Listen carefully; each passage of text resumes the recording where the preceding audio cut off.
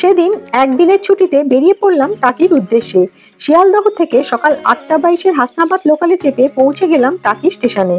Station থেকে টাকি মিউনিসিপ্যালিটির guest হাউসে পৌঁছে ব্রেকফাস্ট সেরে টোটোতে চেপে বেরিয়ে পড়লাম।